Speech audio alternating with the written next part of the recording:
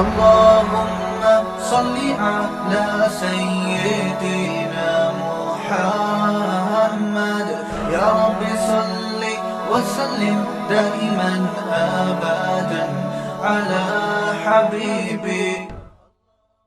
صاحب دین میں صرف باتیں ہوتی ہیں. اللہ تعالیٰ دعا قبول کرتے ہیں, تم ایک قدم بڑھاؤ وہ 2 قدم بڑھاتے ہیں, لیکن جب میں ان باتوں پر عمل کرتا ہوں تو کوئی نتیجہ نہیں ملا. اس لیے میں نے دین پہ چلنا چھوڑ دیا 3 سال پہلے. استغفر اللہ. پریکٹیکل کچھ نہیں ہے, صرف باتیں ہوتی ہیں دین میں.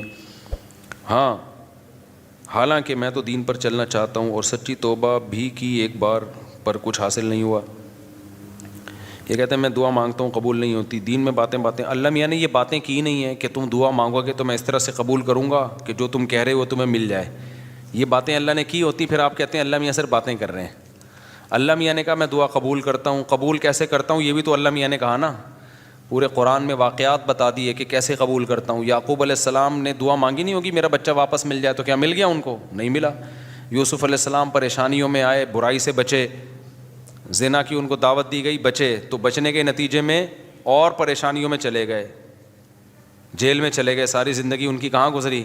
جیل میں گزری. تو قبول ہونے کا یہ مطلب ہی نہیں ہے جو آپ سمجھ رہے ہیں. اگر دعائیں ایسے قبول ہوتی تو سارے کافر ہر وقت اللہ سے دعائیں مانگ رہے ہوتے بیٹھ کے. وہ کہتے ہیں یار ہمیں ضرورت ہی نہیں کچھ کرنے کی, ادھر دعا مانگو ادھر قبول ہو جاتی ہے. تو یہ ہے, یہ کہ جب دیکھو ایک بات خوب اچھی طرح ذہن میں رکھو, کچھ چیزیں ایسی ہوتی ہیں جو دلائل سے ان کا حقیقت ہونا ثابت ہو جاتا ہے. جب ایک چیز کا دلیل سے برحق ہونا ثابت ہو جائے تو پھر اس پہ اٹھنے والے ہر قسم کے اشکالات کا جواب ضروری نہیں ہے. مثال کے طور پر آپ کو دلائل سے کسی نے ثابت کر دیا کہ ماں باپ یہ آپ کے ابا ہیں یہ آپ کی امی ہیں, اور یہ بھی ثابت کر دیا کہ ابا اماں خیر خواہ ہی ہوتے ہیں. یہ جب ثابت ہو جائے نا تو پھر ابا اماں اگر آپ کو کوئی کڑوی چیز بھی کھلا رہے ہیں تو پھر ابا اماں کو یہ ثابت کرنے کی ضرورت نہیں ہے کہ بیٹا اس میں تمہارا فائدہ ہے, کیونکہ پھر وہ دلیل دیں گے اس میں تمہارا فائدہ ہے. آپ کہو گے پھر یہ کڑوی کیوں مجھے کھلا رہے ہو, میٹھی کیوں نہیں کھلا رہے مجھے, اور کڑوی کھا رہا ہوں تو مجھے موشن بھی لگ رہے ہیں اس سے. تو ابا اماں کے پاس اتنا ٹائم نہیں ہوتا. وہ کہیں گے جب ایک دفعہ مان لیا نا کہ ہم تمہارے خیر خواہ ہیں تو ہم کوئی خراب چیز تمہیں نہیں کھلائیں گے. ڈاکٹر پر جب آپ نے ایک دفعہ اعتماد کر لیا, پتہ چل گیا کہ یہ ہے ڈاکٹر, تو سوئی لگائے, وہ آپریشن کرے, حتیٰ کہ وہ آپ کی ٹانگ بھی کاٹ کے باہر پھینک دے. تو یہ قصائی پہ تو اعتراض ہوگا کہ یار تو کہہ رہا تھا میں تیرا خیر خواہ ہوں, تو نے میری ٹانگ کاٹ دی. لیکن ڈاکٹر اگر وہ صحیح ڈاکٹر ہے, دلائل سے ثابت ہو جائے, تو پھر اس پہ اعتراض نہیں ہوگا. اس کی مثال ایسے ہے جیسے ہم سے غیر مسلم لوگ اعتراض کرتے ہیں کہ اسلام میں اسلام کے یہ حکم غلط ہے, یہ حکم غلط ہے, یہ حکم غلط ہے. ہم ان سے کہتے ہیں فرض کر لو اس سے اسلام کا غلط ہونا ثابت ہو گیا, تو پھر ہم کیا کریں؟ اسلام چھوڑ دیں؟ پھر ہم جس چیز کی طرف جائیں گے وہ تو اسلام سے بھی زیادہ, اگر فرض کر لو اسلام کو غلط مان لیتے ہیں تو وہ جس چیز کی طرف جائیں گے وہ تو اسلام سے بھی زیادہ غلط ہے. یعنی ایک آدمی کہہ رہا ہے کہ تمہارے ابا تمہارے خیر خواہ نہیں ہے تمہارے, تو آپ کیا کہیں گے؟ ٹھیک ہے میں ابا کو چھوڑ دوں, تجھے اپنا ابا بنا لوں, پھر میں تو میرا کچھ لگتا ہی نہیں ہے. ایک دفعہ کچھ کیا ہوا, عیسائیوں کی طرف سے یا کسی اور مذہب کی طرف سے کچھ اشکالات آئے. انہوں نے کہا اسلام پہ ان کو کچھ اشکالات ہیں. میں نے کہا میں ان اشکالات کا جواب دوں گا, لیکن ایک مثال ہے کہ اگر آپ کو وہ جواب نہیں ملتا تو کیا میں عیسائی ہو جاؤں؟ کیا عیسائیت پر اشکالات نہیں ہے کیا؟ تو یہ دنیا میں ہو نہیں سکتا کہ ہر چیز 100% ہر چیز آپ کی سمجھ میں آ جائے. جب کچھ بیسک چیزیں جب سمجھ میں آ جاتی ہیں تو پھر آگے ہتھیار ڈالنے پڑتے ہیں آپ کو کہ بھئی آگے وہ سمجھ میں آئے نہ آئے, آپ نے یہ ماننا پڑتا ہے کہ جو چیز سمجھ میں آ جائے ٹھیک ہے, نہیں آئے تو بھئی میرا علم کیا ہے؟ ناقص ہے. پہلی بات یہ کہ یہ جو انہوں نے لکھا کہ اللہ تعالیٰ نے اسلام نے کچھ باتیں کی ہیں, دعائیں قبول ہوتی ہیں, قدم بڑھاؤ اللہ تمہارا ساتھ دیں گے, اور اللہ تمہیں جو ہے نا تم 2 قدم بڑھاؤ گے اللہ 4 قدم بڑھائے گا. تو اگر اس سے غلط ہونا ثابت ہو گیا تو یہ کیا مطلب؟ اللہ ہے نہیں کیا؟ یہ کائنات خود بخود بنی ہے, یہ ثابت ہونا چاہتا ہے اس سے. دوسرا اللہ ہے تو کیا مطلب؟ وہ جھوٹ بولتا ہے معاذ اللہ, اس نے یہ غلط باتیں کی ہوئی ہیں. ظاہر ہے یہ بھی نہیں ہو سکتا, اللہ کیوں غلط باتیں کرے گا؟ یا اسلام کا غلط ہونا ثابت ہو جائے گا تو پھر کون صحیح ہے؟ کیا ایتھیسٹ لوگ صحیح ہیں جو جن کے پاس کوئی صحیح اور غلط کا کرائٹیریا ہی نہیں ہے, معیار ہی نہیں ہے ان کے پاس؟ تو پھر تو یہ انسان اور گدھے گھوڑوں میں کوئی فرق رہے گا نہیں. پھر تو یہ کائنات یہی آئے گا جو ایتھیسٹ کہتے ہیں خود بخود بنی ہے. تو وہ آپ یعنی ایک اشکال سے نکل کے بھاگیں گے اور اس کے بڑے اشکالات کے جال میں آپ پھنس جائیں گے. تبھی یہ جو ایتھیسٹ لوگ ہیں نا جو کہتے ہیں کہ ان کی سمجھ میں یہ نہیں آتا کہ یہ کائنات تو خود سے بن نہیں سکتی، تو اللہ خود سے کیسے بن گیا؟ یہ بڑا اشکال دہرایا جاتا ہے. ہم ان سے کہتے ہیں کہ آپ کو یہ سمجھ میں نہیں آ رہا کہ اللہ ہمیشہ سے کیسے ہے، اور اس کی بیس پہ آپ اللہ کا انکار کر کے اس کائنات کو ہمیشہ سے مان رہے ہو. یہ سمجھ میں آ رہا ہے آپ کے کہ یہ ہمیشہ سے ہے، حالانکہ یہ زیادہ بڑا اعتراض ہے. یہ تو مادی چیز ہے، اس میں تو چینجر کے بغیر چینجنگ نہیں ہو سکتی، تو کریٹر کے بغیر یہ کریٹ کیسے ہو گئی؟ تو جب بھی کوئی اسلام پہ اعتراض کر رہا ہوتا ہے نا، ایک اعتراض کر کے وہ اس سے بڑے اعتراض کے جال میں پھنس رہا ہوتا ہے. تو آپ کو اپنی عقل کے گھوڑے وہاں روکنے پڑتے ہیں. آپ کہتے ہو یار کچھ چیزیں ایسی ہیں جو جہاں عقل ہماری رسائی کرتی ہے، اور کچھ چیزیں ایسی ہیں وہاں ہمیں ہتھیار ڈالنے پڑتے ہیں. تو یہ نہیں ہو سکتا کہ کائنات خود سے بنی ہے، یہ بھی نہیں ہو سکتا کہ جس نے بنایا ہے اس نے انسانوں کو آزاد چھوڑ دیا ہو، کوئی ہدایت نہ دی ہو، اور یہ بھی نہیں ہو سکتا کہ وہ ہدایت اسلام کے علاوہ کوئی اور ہو، کیونکہ وہ قانون ہمیں ہدایت اسلام میں ہی ملتی ہیں، اس کے علاوہ کہیں اور نہیں ملتی. اب اگر اسلام ایک بات کہہ رہا ہے تو اس کا ظاہر آپ کی سمجھ میں نہیں آ رہا، تو بھائی پھر آپ دوسری آیتیں اور دوسری احادیث اور قرآن کی دوسری آیتیں ملا کے دیکھو گے تو آپ کو اس کا مطلب سمجھ میں آئے گا. اللہ نے یہ باتیں کی ہی نہیں ہے. جو کہہ رہے ہیں نا اسلام تو باتیں کرتا ہے، عملی طور پر تو کچھ نظر نہیں آتا. یہ بہت سے لوگوں کو اشکال ہوتا ہے، کتنی زیادہ تر عاشقوں کے ساتھ ایسا ہوتا ہے. ایک عاشقہ تھی، ڈاکٹر پہ عاشق ہو گئی تھی. یہ 10 سال پرانی بات ہے، اب سمجھ میں نہیں آئے گا کس کی بات ہو رہی ہے. اس نے مجھے بتایا، میں اللہ سے دعائیں مانگ مانگ کے تھک گئی. وہ ہاؤس جاب میں اس کے ساتھ جاب کرتا تھا نا، وہ لڑکا بھی ڈاکٹر بنا تھا، یہ بھی ڈاکٹر بننی تھی. مجھے اس سے عشق ہو گیا، میں دعائیں مانگ مانگ کے تھک گئی، اللہ دے ہی نہیں رہا. تو کہاں ہیں وہ دعائیں، کہاں ہیں وہ سب چیزیں جو اللہ نے وعدے کی ہیں؟ تو کچھ بھی نہیں ہے، ایسی ہی باتیں ہیں. کچھ لوگ کیا کرتے ہیں، ہمارے محلے میں ایک صاحب بیمار ہو گئے تو ان کو کسی نے بتایا کہ یہ وظیفہ پڑھو، قرآن کی یہ آیتیں پڑھو، ٹھیک ہو جائیں گے تمہارے ابا. وہ سارا دن پڑھتے تھے، آیت کریمہ بھی پڑھی، وہ پھر ابا کا پھر بھی انتقال ہو گیا. اور انتقال بھی ایسے ہوا کہ ڈاکٹروں نے کہا تھا کہ احتیاطاً آپریشن کروا لیں آپ. ویسے وہ ٹھیک ٹھاک تھے، احتیاطاً آپریشن کے چکر میں گئے اور نکلے ہی نہیں آپریشن تھیٹر سے ہی، ان کی ڈیڈ باڈی ہے. اچھے بھلے ہنستے کھیلتے گئے تھے، وہ آپریشن ہی ناکام ہو گیا. تو انہوں نے کہا ہم نے تو اتنے وظیفے پڑھے. تو بھائی اللہ میاں نے اگر یہ کہا ہوتا نا کہ میں دعا اس طرح سے قبول کروں گا کہ جس کو ٹھیک ہونے کی دعا مانگو گے ٹھیک ہو جاؤ گا، تو پھر لوگ مرتے کیا؟ پھر تو انسان کی عمریں سب کی 90 سال لازمی عمر ہوتی، کیونکہ کون بوڑھا نہیں ہے جس کے لیے، کون بیمار نہیں ہے جس کے لیے پیچھے دعائیں نہیں مانگی جاتی. دعا کا مطلب ہمیں یہ بتایا گیا ہے کہ تم نے اپنا کیس فائل کر دیا اللہ کے دفتر میں، اپنی ذمہ داری تمہاری ہو گئی ہے پوری. بڑا آفیسر بیٹھا ہوتا ہے نا، تو آپ جاتے ہیں اس سے کوئی ریکویسٹ کرتے ہیں، کہتے ہیں بھائی یہ پروسیس ہے، اس کو فالو کرو، اور اپنی فائل یہاں ویزے کے لیے آپ نے اپلائی کر دیا نا، ٹھیک ہے آپ کی ذمہ داری کیا ہو گئی، پوری ہوگی. آپ کو انٹرویو کے لیے بلایا جائے گا، ہم نے ویزا دینا ہوگا دیں گے، نہیں دینا ہوگا نہیں دیں گے. تو ہم نے اپنی ذمہ داری پوری کر لی ہے. باقی اللہ کا کام ہے، وہ اس طرح سے دعا قبول کرتا ہے یا اس طرح سے دعا قبول نہیں کرتا. لیکن اس نے کہا میں قبول کرتا ہوں، کیا مطلب؟ پھر اس نے قبول کرنے کا مطلب ہمیں بتایا ہے. بعض دفعہ میں وہی چیز تمہیں پکڑا دوں گا جو تم چاہ رہے ہو، بعض دفعہ اس کا کوئی آلٹرنیٹ میں تمہیں دے دوں گا، بعض دفعہ کوئی مصیبت آنے والی ہوگی وہ مصیبت میں تم سے ٹال دوں گا. کچھ بھی نہیں، آخری درجہ حدیث میں آتا ہے اس کے بدلے میں اجر دے دوں گا جو آخرت میں ملے گا تمہیں. اب جس کو آخرت پر ایمان ہوگا وہ مان لے گا، جس کو نہیں ہوگا تو اللہ کہتے ہیں جاؤ نہ مانو. پھر تو بدماشی تھوڑی ہے اللہ کے سامنے کسی کی. کوئی کہتا ہے یار آخرت میں کیوں، مجھے دنیا میں چاہیے. اللہ کہتے ہیں تم آخرت کو نہیں مانتے تو جاؤ تم. تو یہ اللہ میں باتیں یہ والی کی ہیں جو میں آپ کو بتا رہا ہوں. ان باتوں میں اللہ پورا نہ اتر رہا ہو تو پھر آپ بات کرو.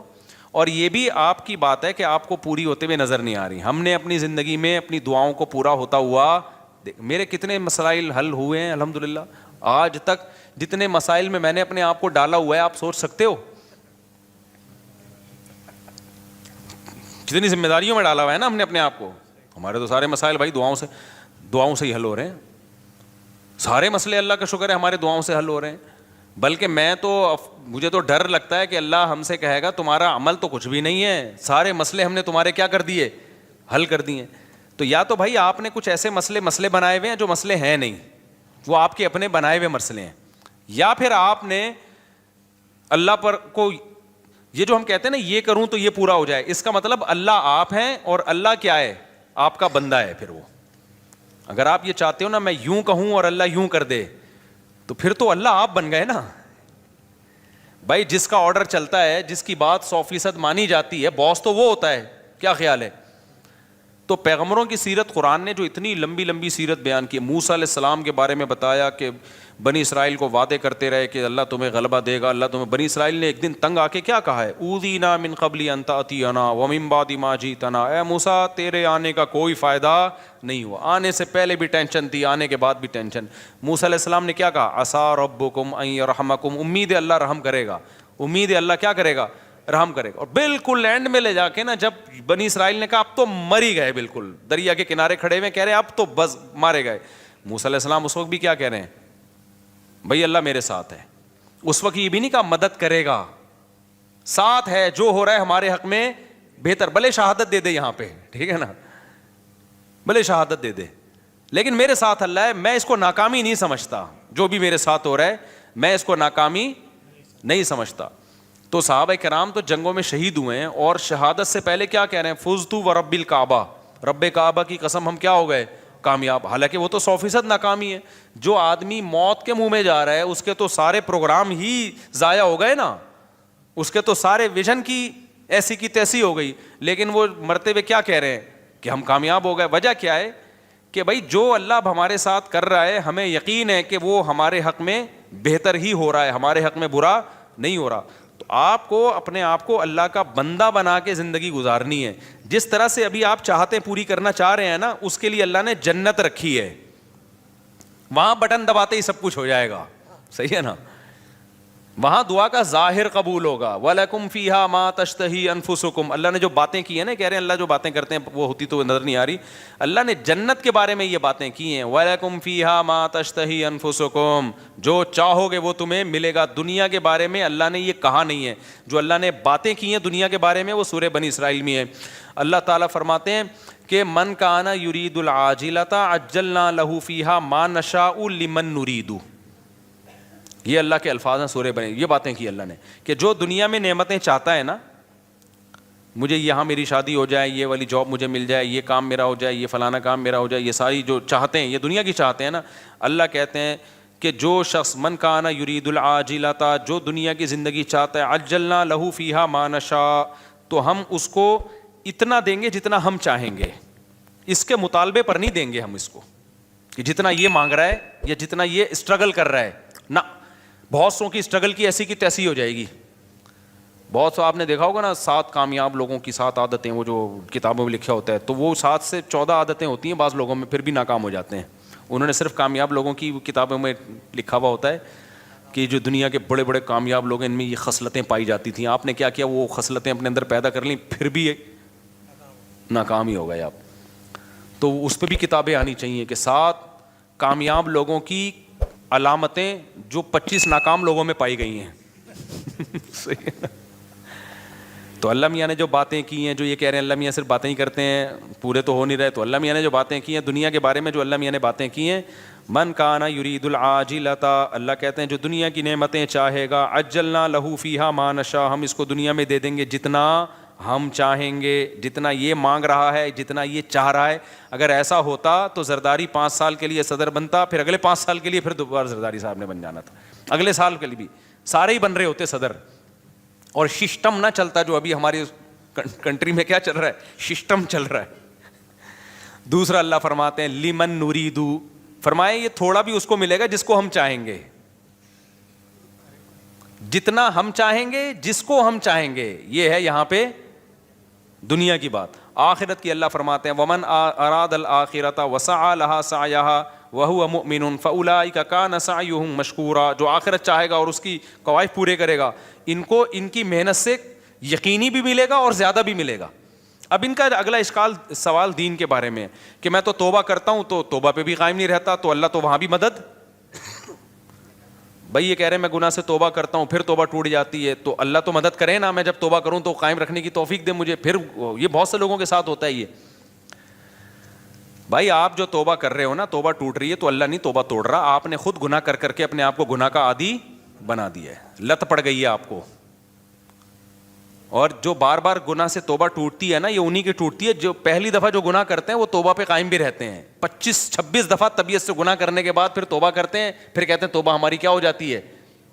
جب آپ نے سٹے کا عادی بنا دیا اپنے آپ کو تو پھر تو آپ کا دل للچائے گا نا، تو یہ الزام اللہ کو کیوں دے رہے ہو، یہ تو آپ کا جرم ہے، خود اپنے آپ کو عادی بنائے. تو جتنا گناہ کرنے میں مزے اڑائے ہیں, اب چھوڑنے میں اسٹرگل بھی اتنی ہی کرنی پڑے گی. ایک بات. دوسری بات یہ کہ آپ گناہ سے توبہ صحیح طرح سے کر نہیں رہے. بعض دفعہ گناہ سے توبہ کرتے ہیں, اس کے جو گناہ کے قریب لے جانے والی چیزیں ہوتی ہیں نا, وہ نہیں چھوڑ رہے ہوتے, وہ نہیں چھوڑ رہے ہوتے. اب کسی کو عادت پڑ گئی ہے فحش فلمیں دیکھنے کی, تو بھائی بند کمرے میں کمپیوٹر کیوں رکھ رہے ہو آپ اپنے آپ کو بزی کیوں نہیں کر رہے, آپ شادی کیوں نہیں کر رہے؟ اور اگر شادی کے بعد بھی عادت چھوٹ نہیں رہی ہے آپ کی, تو آپ اپنے اوپر سزا کیوں متعین نہیں کر رہے؟ آپ گناہ کرتے ہو تو سزا تو دو نا اپنے آپ کو, ایسے ہی کیوں چھوڑ رہے ہو آپ اپنے آپ کو؟ آپ کا بچہ ایک دفعہ غلطی کرے گا, 2 دفعہ, پھر تیسری دفعہ میں آپ کیا دو گے؟ سزا دو گے نا آپ اس کو. فوج میں ایک غلطی ہوگی, فوجی دوسری غلطی کرے گا, پھر کورٹ مارشل ہوگا اس کا. دنیا میں کہیں بھی وداؤٹ پنشمنٹ جو ہے کہیں بھی سسٹم نہیں چلتا. سسٹم تو چل سکتا ہے, سسٹم نہیں چلتا. تو آپ گناہ کو چھوڑنے کی پراپر کوشش کرو. بڑے بڑے لوگ, 100 آدمیوں کے قاتل نے پکی ڈھکی توبہ کر لی تھی, جس کو قتل کی عادت پڑ گئی تھی. بڑے بڑے لوگ ولی اللہ گزرے, سارے ہم پیدائشی ولی اللہ تھوڑی تھے. تو خاندانی طریقے سے گناہ سے توبہ کی کوشش کرو. اس کا فائدہ کیا ہوگا؟ ایک دم نہیں چھوٹے گا تو آہستہ آہستہ چھوٹ جائے گا. اور دوسری بات یہ کہ جو اللہ کہہ رہا ہے کہ میں تمہارا ہاتھ تھاموں گا, اس نے تھامنے کا مطلب کیا بتایا ہے؟ اس نے کہا توبہ کر لو نا, معاف کر دوں گا. اس سے بڑا آپشن اور کیا ہے؟ بھلے دوبارہ ہو جائے, صحیح ہے نا. دوبارہ ہونے سے پرانی توبہ کینسل نہیں ہوگی. اور کیا چاہیے بھائی؟ ایک گناہ آپ سے ہو گیا, آپ نے گڑ گڑا کے توبہ کی, توبہ کرتے ہوئے نیت تو آئندہ دوبارہ نہیں کروں گا, پھر اسباب بھی اختیار کیے کہ نہ ہو, غلطی سے ہو گیا, تو فوراً تھوڑی اللہ جہنم میں ڈال رہا ہے آپ کو پھر توبہ کا موقع دے رہا ہے. آپ توبہ کرو. تو آپ مایوس کیوں ہو رہے ہو؟ ہمارے ایک دوست تھا, بہت گناہوں میں ملوث ہو گیا تھا, تو میں نے اس کو کہا توبہ کرو. ایک بزرگ کے پاس لے گیا, اس نے توبہ کی, دوبارہ اس سے غلطی ہو گئی. مجھے کہتا ہے یار پھر توبہ کی. پھر میں لے گیا, میں نے کہا بھائی بیٹھا کر یہاں اللہ والوں کے پاس. پھر وہ دوستوں میں بیٹھنا جو, پھر توبہ غلطی ہو گئی. پھر میں لے گیا, ایک بزرگ تھے ان کے پاس لے گیا, یار ادھر بیٹھا کر اللہ اللہ کچھ سنا کر. کہہ رہا ہے یار اب تو مجھے اب توبہ کرتے ہوئے شرم آ رہی ہے, اللہ میاں بھی بولے گا تو گناہ کرتا ہے پھر توبہ کر رہا ہے. تو میں نے کہا کم بخت شرم توبہ توڑتے ہوئے آنی چاہیے, کرتے ہوئے نہیں آنی چاہیے. توبہ توڑتے ہوئے شرم آنی چاہیے کہ کتنی گڑ گڑا کے اللہ سے توبہ کی تھی, اب نہیں کروں گا. بے شرم بن کے دوبارہ کیا کر رہا ہے؟ جو شرم ادھر آنی چاہیے تھی وہاں آ نہیں رہی, جہاں نہیں آنی چاہیے وہاں آ رہی ہے شرم. تو اللہ میاں کے سامنے یہ آزار قیامت کے دن نہیں چلیں گے. تو اس لیے بھائی بار بار ہو رہا ہے, بار بار توبہ کرو. اللہ میاں نے آپشن رکھا ہوا ہے, تبھی یقینی جہنمی کسی گنہگار کو نہیں کہا جا سکتا. عین ممکن ہے آپ کی اس اسٹرگل کی بیس پہ اللہ کہے چل بھائی کوشش میں لگا ہوا تھا, تو بھائی آپ اسٹرگل میں لگے رہو, مایوسی کی باتیں مت کرو. ہم اللہ کے بندے ہیں, غلام ہیں, ہم اس زمین کے باپ نہیں ہیں. مغفرت کے دروازے کس کے ہاتھ میں ہیں؟ تو جھکے رہو گے اللہ کے سامنے, لگے رہو گے. ہو سکتا ہے اللہ ویسی کسی فرشتے کو بولے اس کو ٹھڈا مار کے جنت میں بھیج کے, تو جنت میں جانے والا بنتا نہیں تھا بنتا نہیں تھا, چل جا یار کیا کر, کوشش میں لگا ہوا تھا, چل جا جنت. بعض دفعہ ایسے ہوتا ہے نا کہ کوئی چپک جاتا ہے آپ سے, کوئی بھکاری, آپ کو پتہ ہے یہ مستحق نہیں ہے, لیکن جان چھڑانے کے لیے آپ کہتے ہیں ایک لات مار کے اس کو 50 روپے دفع ہو یہاں سے, یہ پکڑ پیسے جا. تو ہو سکتا ہے اللہ کی رحمت جوش میں آئے, اللہ کہ توبہ کرتا تو رہتا تھا نا, گناہ پہ ڈٹ تو نہیں گیا تھا نا, اس کو ندامت تو تھی, روتا تو تھا.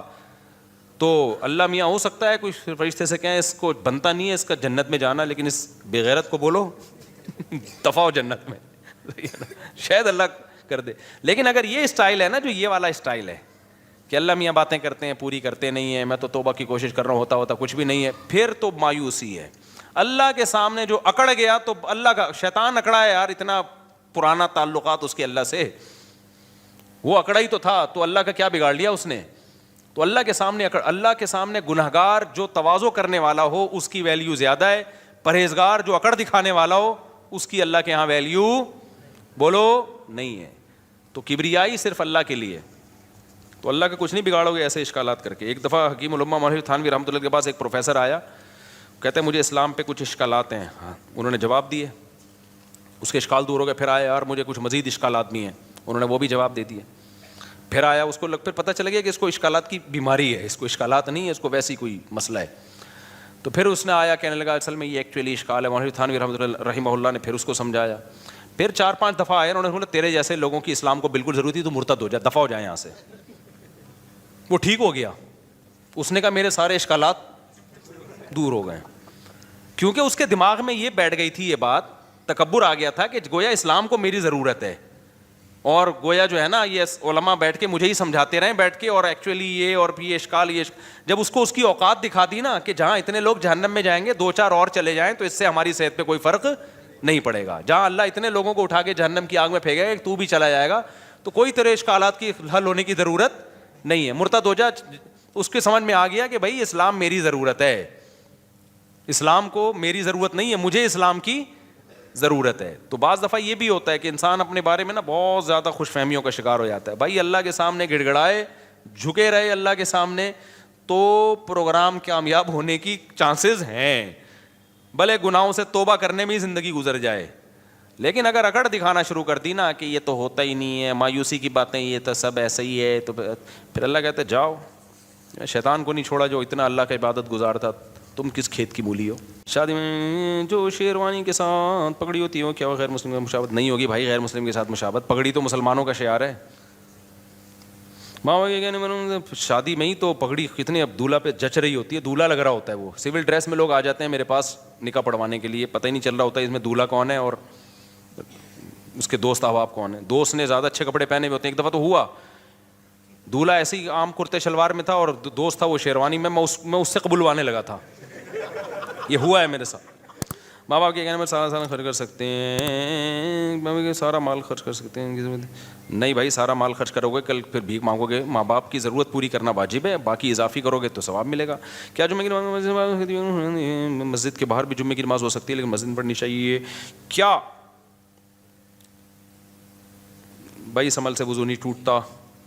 اچھا بھائی میرے بھائی، کیا ٹک ٹاک اور یوٹیوب میں چلائیں گے پیکج ہوتے ہیں کہ پیسے حلال حرام؟